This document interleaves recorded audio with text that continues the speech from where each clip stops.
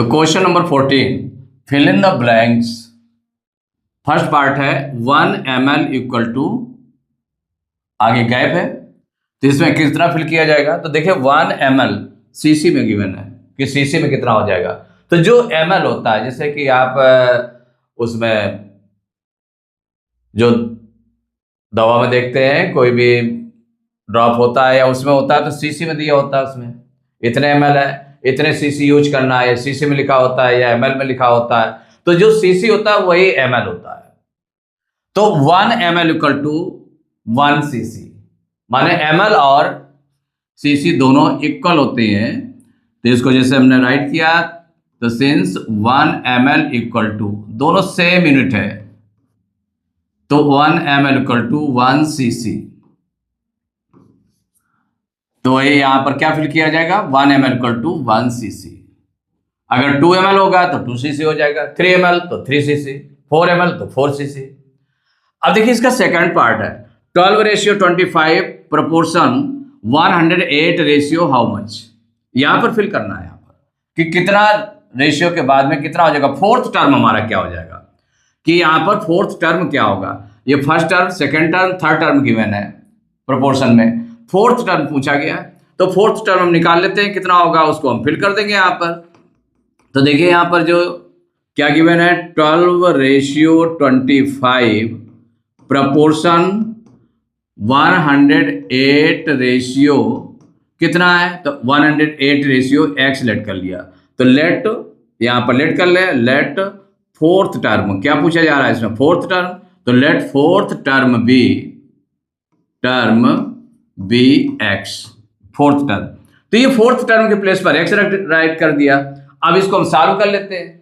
तो अब इसमें अगर हम फार्मूले का यूज कर लें, जो प्रोपोर्शनल का फार्मूला होता है उसका अगर यूज कर लेंगे, product of extremes equal to product of means, उससे निकाल सकते हैं। तो since product of extremes equal product of means, product of means,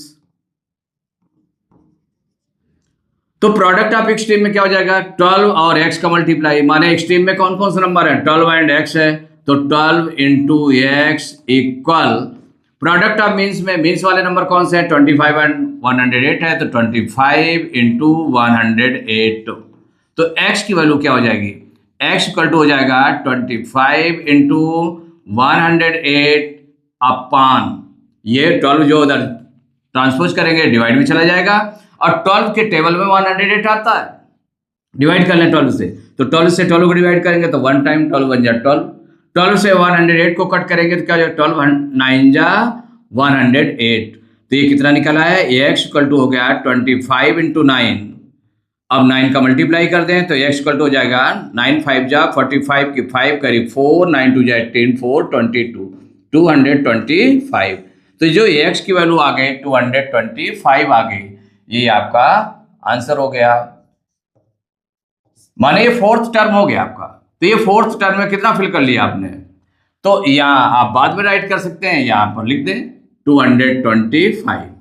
ये आपका फोर्थ टर्म आपका जो निकला था ये आपका निकल आया, इसको फिल कर दिया गया।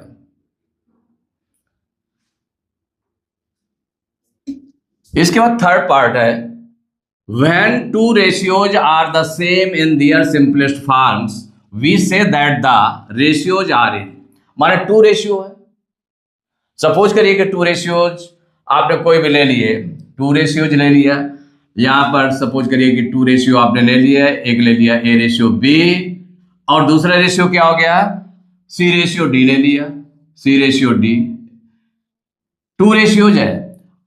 तो when two ratios are the same in the simplest form, अगर ये सेम है दोनों इक्वल है, ए रेशियो बी की वैल्यू जितनी है उतनी सी रेशियो डी की वैल्यू है, तो we say that the ratios are in proportion.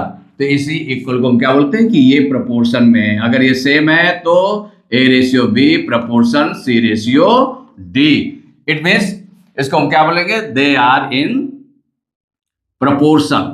तो यहां क्या फिल किया जाएगा प्रोपोर्शन, तो P R O P PORTION, तो they are in proportion. Fourth part है the length and breadth of a rectangle are in the ratio 5:3 if the breadth of the rectangle is 24 centimetre then the perimeter of the rectangle is. क्या पूछा गया? Perimeter of rectangle कितना होगा? तो perimeter of rectangle निकाले। तो perimeter of rectangle equal to क्या होता है? 2 into length plus breadth, 2 into length plus breadth, length और ब्रेथ को प्लस करके 2 से मल्टीप्लाई कर दें तो पेरीमीटर निकल आएगा। तो यहां ब्रेथ तो गिवन है लेकिन लेंथ नहीं गिवन है, तो इसका मतलब लेंथ हमको निकालना पड़ेगा, और लेंथ और ब्रेथ का जो रेशियो गिवन है 5:3 गिवन है। तो और यहां पर जब ब्रेथ गिवन है, ब्रेथ सेंटीमीटर में गिवन है, इधर रेशियो में भी 3 है, तो इसको मैं लेट करना पड़ेगा, क्योंकि अगर हम इसको लेट करेंगे तो कॉमन फैक्टर से इसका मल्टीप्लाई की, इसका ओरिजिनल क्या होगा? तो ओरिजिनल जो होगा तो ये 5x लेंथ हो जाएगी और जो कॉमन फैक्टर होगा उससे मल्टीप्लाई कर देंगे तो 5x एंड 3x हो जाएगा। तो 3x जो है इसके इक्वल हो जाएगा, उससे x की वैल्यू आ जाएगी। जब x की वैल्यू आ जाएगी तो उसको हम 5x में पुट करेंगे तो लेंथ निकल आएगी, जब लेंथ निकल आएगी तो पेरीमीटर निकल आएगा। तो यहां पर सॉल्व करेंगे तो जो रेशियो गिवन है इसमें पहले वो राइट कर दें, the ratio of length and breadth, the ratio of length and breadth, length and breadth equal 5:3 ये गिवन है। और क्या गिवन है? The breadth, breadth of the rectangle ये भी गिवन है, breadth of the rectangle, of the rectangle equal है 24 centimetre, ये गिवन है। हमको निकालना क्या है? पेरीमीटर निकालना है, तो पेरीमीटर ऑफ रेक्टेंगल फाइंड करना है। तो पेरीमीटर ऑफ रेक्टेंगल आपको फाइंड करना है, पेरीमीटर ऑफ रेक्टेंगल ये फाइंड करना है। तो इसके लिए हमें लेंथ चाहिए, चूंकि ब्रेथ तो गिवन है, तो उसके लिए हमें लेट करना पड़ेगा, लेट लेंथ बी, उसका टर्म कितना है? 5 है, तो 5x एंड ब्रेथ बी, तो ब्रेथ का कितना टर्म है? 3, तो 3x इतना हो गया। तो नाउ अकॉर्डिंग टू क्वेश्चन क्या है? ये जो ब्रेथ है 3x आपने लेट की है, ये जो गिवन ब्रेथ है, गिवन ब्रेथ कितनी है? 24, इसके इक्वल हो जाएगी। तो x इक्वल टू कितना हो जाएगा? उधर ट्रांसपोज कर दें तो 24 डिवाइड में चला जाएगा 3 1 जा 3, 3 8 जा 24, तो x इक्वल टू हो जाएगा 8। x इक्वल टू कितना निकला है? 8 निकल आया। जब x की वैल्यू 8 आ गई तो इससे हम लेंथ निकाल लें, तो लेंथ इक्वल हो जाएगा, कितना लेट किया आपने लेंथ? 5x। अब इसमें वैल्यू रखेंगे तो 5 इंटू x की वैल्यू कितनी हो गई? 8, तो 8 5 जा 40 सेंटीमीटर, ये निकल आया। अब इसके बाद पेरीमीटर ऑफ रेक्टेंगल क्या फाइंड करेंगे? Perimeter of rectangle. तो जो पेरीमीटर ऑफ रेक्टेंगल का फार्मूला यूज कर लें, तो फार्मूला क्या होता है? 2 into in bracket length plus breath. तो यहां पर देखिए 2 इंटू लेंथ कितनी है? इसमें लेंथ हमारी निकल आई 40 सेंटीमीटर और ब्रेथ निकल आए, ब्रेथ गिवन है 24 सेंटीमीटर, तो 40 प्लस 24। अब 2 इंटू 40 और 24 को प्लस करेंगे आ जाएगा 64, मल्टीप्लाई कर दें तो 2 4 जा 8, 2 6 जा 12, कितना निकल आया? 128 सेंटीमीटर। यूनिट राइट कर लिया आपने, यही आंसर हो गया। अब इसमें देख ले कौन सा है, तो ये क्या पूछा गया था? Then the perimeter of the rectangle, perimeter of the rectangle is 128 centimetre. ये आपने फिल कर दिया, कितना फिल कर दिया? 128 सेंटीमीटर, ये आंसर हो गया। Question number 15, state whether each of the following statements is true और फॉल्स। माने कौन से स्टेटमेंट ट्रू है और कौन सा फॉल्स है? स्टेटमेंट्स गिवन है, इसमें ट्रू फॉल्स बताना है। तो जैसे फर्स्ट है, 2 ratios are proportional if their terms are equal when cross multiply. अगर कोई भी 2 रेशियोज आर प्रोपोर्शनल, अगर रेशियो प्रोपोर्शनल है, रेशियो प्रोपोर्शन में है, तो इसका मतलब है कि their terms, if their terms are equal, उनके टर्म्स इक्वल हैं। व्हेन क्रॉस मल्टीप्लाइड, तो क्या होगा, two ratios are proportional if their terms are equal when cross multiply. अगर क्रॉस मल्टीप्लाई करें रेशियो का, तो जो रेशियो होगा उसको जो फ्रैक्शन के रूप में राइट करके अब जैसे मल्टीप्लाई करते हैं, अगर वो इक्वल आते हैं तो इसका मतलब वो प्रोपोर्शन में है। ये तो होता है प्रोपोर्शन में है कि सपोज करिए कि आप जैसे कि इसमें कोई भी नंबर ले लें, आपने एक ले लिया, नंबर ले लिया 2/6 ले लिया, और एक आपने ले लिया 3/9। ये आपके 2:6 प्रोपोर्शन 3:9 ऐसे है। माने 2 रेशियोज आर प्रोपोर्शनल, कि ये प्रोपोर्शन में है if their terms are equal when cross multiply. अगर इनके टर्म्स को हम क्रॉस मल्टीप्लाई करें, मीन्स 2/6 इसको राइट कर सकते हैं फ्रैक्शन में, और इक्वल क्या हो जाएगा ये 3/9 ऐसे हो जाएगा। अगर हम क्रॉस मल्टीप्लाई करते हैं तो 2 × 9, माने इसका क्रॉस मल्टीप्लाई क्या हो जाएगा, 2 × 9 इक्वल टू हो जाएगा 6 × 3, तो 9 2 जा 18 इक्वल 18। तो 2 रेशियोज आर प्रोपोर्शनल, 2 रेशियो जो प्रोपोर्शन में होंगे अगर उनके क्रॉस मल्टीप्लिकेशन जो है क्या होता है, इक्वल होता है। तो क्रॉस मल्टीप्लिकेशन इक्वल होता है तो क्या होता है, तो इसका मतलब ये कैसा है, ट्रू है स्टेटमेंट। कैसा स्टेटमेंट है, ट्रू।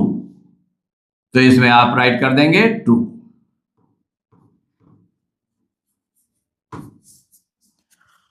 सेकंड पार्ट है, if 8:x proportion 48:18 then x equal to 3। माने ये जो प्रोपोर्शन दिया हुआ है, कहा गया x की वैल्यू 3 होगी, 3 आएगी, तो जो आपका सेकंड टर्म है वो 3 होगा ऐसा।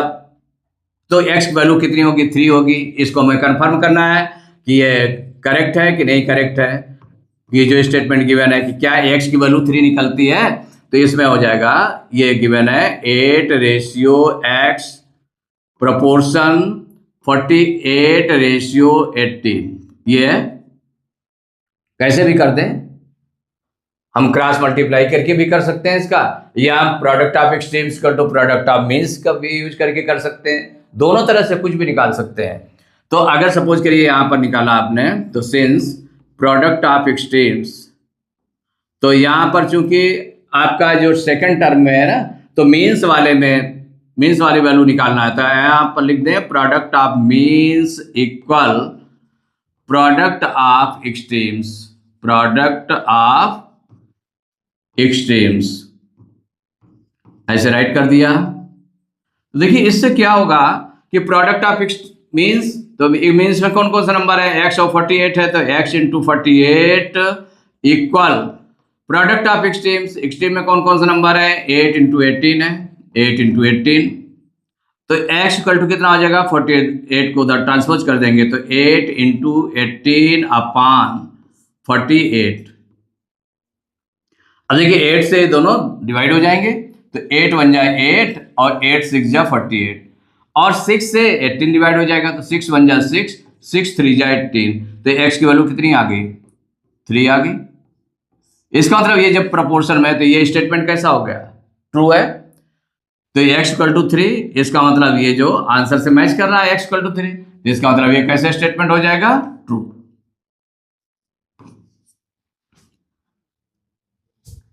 इसका थर्ड पार्ट है, if a has 3 times as many marbles as b, then the ratio of marbles with a and b is 1:3। If a has 3 times as many marbles as b, माने जितने b के पास marble है उसका 3 times है, a has 3 times marbles as b has, माने जितना b के पास है उसका 3 टाइम्स मार्बल्स है। तो if a has 3 times as many marbles as b, then the ratio of marbles with a and b is 1:3। उनका रेशियो क्या हो जाएगा, ए और बी का रेशियो क्या हो जाएगा, 1:3 हो जाएगा। तो अब इसको चेक कर लेते हैं। तो जो आपने लेट किया इसमें, लेट चूंकि ए जो है बी पर डिपेंड है तो हम बी के मार्बल सिलेक्ट कर ले, तो let B has X marbles. कितने लेट कर लिए आपने? एक्स मार्बल्स, क्योंकि काउंटिंग पता नहीं है कितनी है। तो देन ए हैज मार्बल्स, कितने मार्बल्स हो जाएंगे? तो उसका 3 टाइम्स, तो एक्स मार्बल्स हैं तो इसका 3 टाइम्स हो जाएगा, 3x मार्बल्स, ये हो जाएगा ना। तो अब इनका रेशियो, तो ratio of A and B, ratio of A and B, तो इनके जो मार्बल है उनका रेशियो, तो एक की वैल्यू कितनी है? 3 है, माने एक कितना मार्बल्स हैं? 3x, और बी के मार्बल कितना है?